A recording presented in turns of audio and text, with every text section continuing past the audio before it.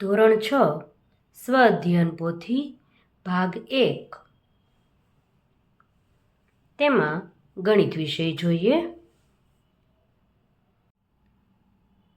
પાના નંબર 72, પ્રકરણ 2, પૂર્ણ સંખ્યાઓ. પ્રશ્ન 1, યોગ્ય વિકલ્પ પસંદ કરો. પહેલો પ્રશ્ન, 38 અને 68 વચ્ચે કેટલી પૂર્ણ સંખ્યાઓ આવે? 68માંથી 38 બાદ કરીએ. 68 ઓછા 38, જે જવાબ મળે તેમાંથી આપણે એક સંખ્યા તો બાદ કરવી જ પડે. 68માંથી 38 બાદ કરીએ તો 30 મળે. 30 ઓછા 1 બરાબર 29. તો જવાબ આવશે સી 29. બીજો પ્રશ્ન, 999ની તરત આગળ અને તરત પાછળની સંખ્યાઓનો ગુણાકાર કેટલો થાય? 999ની પહેલાં 998 આવે, ગુણ્યા 999ની પછીની તરતની સંખ્યા 1000 આવશે. તો ગુણાકાર કરીએ. 0 0 0, 8 એકા 8, 9 એકા 9, 9 એકા 9. તો જવાબ મળશે આપણને બી. ત્રીજો પ્રશ્ન, શૂન્ય સિવાયની કોઈ પણ પૂર્ણ સંખ્યા અને તેની તરત પછીની સંખ્યાનો ગુણાકાર. શૂન્ય સિવાયની કોઈ પણ પૂર્ણ સંખ્યા અને પછી તરત, તો એ સંખ્યાનો ગુણાકાર તો આપણને બેકી સંખ્યા જ મળવાનો છે. બી બેકી સંખ્યા. ચોથો પ્રશ્ન, 25માં એક પૂર્ણ સંખ્યા ઉમેરતા જે સંખ્યા મળે તેમાંથી તે જ સંખ્યા બાદ કરતા મળતી સંખ્યા કઈ હશે? ગમે એ સંખ્યા ઉમેરો નહીં. 25માં આપણે એક પૂર્ણ સંખ્યા ઉમેરીએ, ગમે એ 5 ઉમેરીએ, પછી પાછા 5 બાદ કરીએ તો કઈ સંખ્યા મળશે? એ 25ની 25 જ મળે. 5ની જગ્યાએ તમે ગમે એ સંખ્યા ઉમેરો ને એની સંખ્યા બાદ કરો તો એકની એક જ તે જે રકમ હતી એ જ સંખ્યા મળવાની છે. તો જવાબ આવશે બી 25. પાંચમો પ્રશ્ન, 58 અને 80 વચ્ચે કેટલી બેકી સંખ્યા મળશે? 58 નહીં લેવાના. પછી 59 એકી સંખ્યા છે. પછી 60, 61 નહીં, 62, 63 નહીં, 64, 65 નહીં, 66, 67 નહીં, 68, 69 નહીં લેવાના, 70, 71 નહીં, 72, 73 નહીં, 74, 75 નહીં, 76, 77 નહીં, 78, 79 નહીં અને 80. તો 58 નહીં લેવાના નથી, 80 લેવાના નથી. એની સિવાયની કઈ સંખ્યાઓ મળી? આટલી. તો કેટલી છે ગણીએ. 1 2 3 4 5 6 7 8 9 અને 10. તો જવાબ આવશે એ 10. ગણતરી કર્યા વગર ક્યારે જવાબ પસંદ કરી લેવાના નહીં. બીજો પ્રશ્ન, નીચે આપેલ વિધાન ખરું છે કે ખોટું તે બોક્સમાં દર્શાવો. છઠ્ઠો પ્રશ્ન છે, દરેક પૂર્ણ સંખ્યાની પૂર્વે અન્ય પૂર્ણ સંખ્યા હોય જ. હવે પૂર્ણ સંખ્યા એટલે 0 1 2 3 આવી રીતે. તો દરેકની પહેલાં હોય પૂર્ણ સંખ્યા. કોણે કીધું? આની પહેલાં તો કંઈ મળવાનું જ નથી.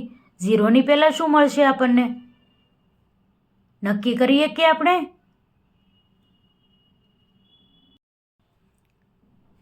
તેથી લખીએ ખોટું. દરેક પૂર્ણ સંખ્યાની પછી અન્ય પૂર્ણ સંખ્યા હોય જ. હા, 0 1 2 3 તમે ગમે એટલી સંખ્યા લ્યો, એની પછીની બધી સંખ્યા મળશે. કારણ કે સંખ્યાઓ તો અનંત સુધી ચાલ્યા જ કરવાની. 1000 હશે તો 1001 મળશે, 1 લાખ હશે તો 1,01,01 મળશે. આવી રીતે સંખ્યાઓ તો આપણને મળવાની જ છે. તેથી લખીએ સાચું. આઠમો પ્રશ્ન, કોઈ પણ બે ક્રમિક પ્રાકૃતિક સંખ્યાઓ વચ્ચે એક પ્રાકૃતિક સંખ્યા હોય. બે ક્રમિક પ્રાકૃતિક સંખ્યાની વચ્ચે ક્યાંથી એક હોવાની? 1, 2, 3, 4, 5 આવી રીતે આપણને પ્રાકૃતિક સંખ્યાઓ મળે.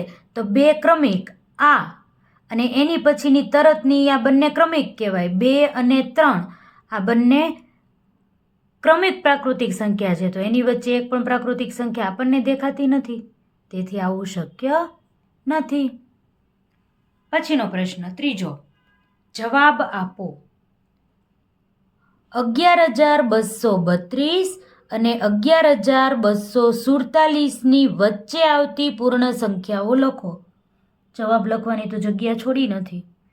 હાલો અહીંયા ઉપર લખું છું. વચ્ચેની લખવાની એટલે આ નહીં લખવાની, આ નહીં લખવાની, એની વચ્ચેની બધી. 11,232 પછી 33, 11,234, 11,235, 11,236, 11,237, 11,238, 11,239, 11,241, 11,242,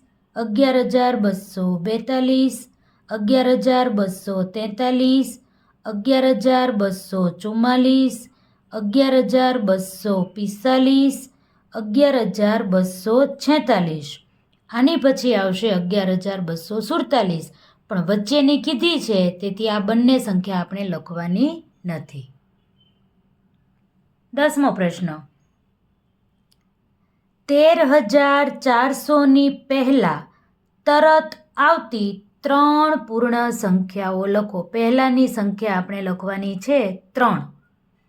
જગ્યા નથી એવું બીજા કાગળમાં કરું છું. આપણને રકમ આપી છે 13,400.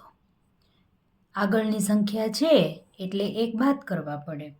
અહીંયા 10 લઈએ, અહીંયા 9 થઈ જશે અને અહીંયા 3 થઈ જશે. 10માંથી એક બાદ કરીએ તો 9, 9ના 9, 3ના 3, 3ના 3 અને 1. 13,399 આ પહેલી સંખ્યા. હવે 13,399માંથી પાછી એક સંખ્યા આપણે બાદ કરીએ તો 8, 9, 3, 3, 1. 13,398 મળે. હજી એક વખત ત્રીજી સંખ્યા માટે બાદબાકી કરીએ. 13,398માંથી એક બાદ કરીએ તો 8માંથી 1 જાય તો 7, 9, 3, 3, 1. 13,397. તો 3 સંખ્યા આપણને આગળની માંગી હતી. તો પહેલી સંખ્યા મળી આપણને 13,399, બીજી મળી 13,398 અને ત્રીજી મળી 13,397.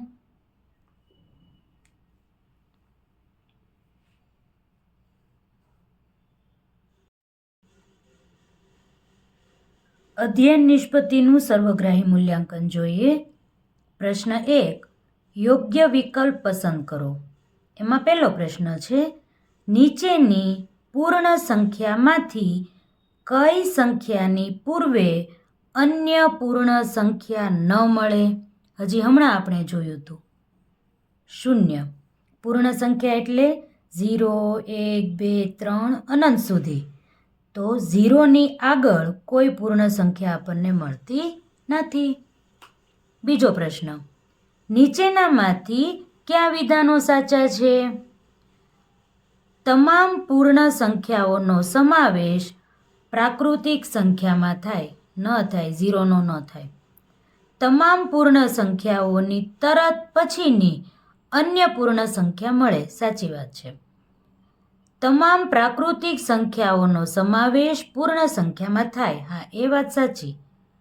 ઉપરોક્તમાંથી બીજું અને ત્રીજું બંને વાક્ય પૂર્ણ સંખ્યા માટે સાચા છે, બીજું ને ત્રીજું, એટલે વિકલ્પ આવશે ડી.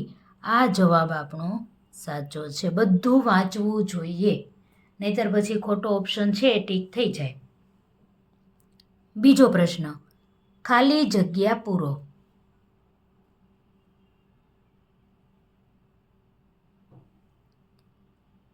ત્રીજી ખાલી જગ્યા 14,568 અને 14,570ની વચ્ચે આવતી પૂર્ણ સંખ્યા કઈ? 68 પછી 69, તો 14,569. 14,568, 14,569, 14,570. ચોથી ખાલી જગ્યા ચિહ્ન મૂકવાના છે. પહેલાં બંને બાજુ આપણે સંખ્યા જોઈ લઈએ, કેટલી કેટલી છે? 5 5. ઓકે, પહેલી સંખ્યા સરખી છે, બીજી સંખ્યા સરખી છે, ત્રીજી સંખ્યામાં 8 અને 9, તો કઈ સંખ્યા મોટી કહેવાશે? આ બાજુની, તેથી નિશાની આવશે આવી.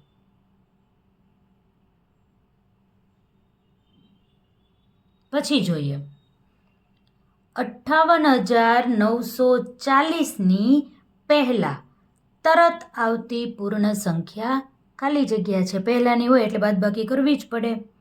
58,940 ઓછા 1, 10 કરીએ, અહીંયા 3 થઈ જશે.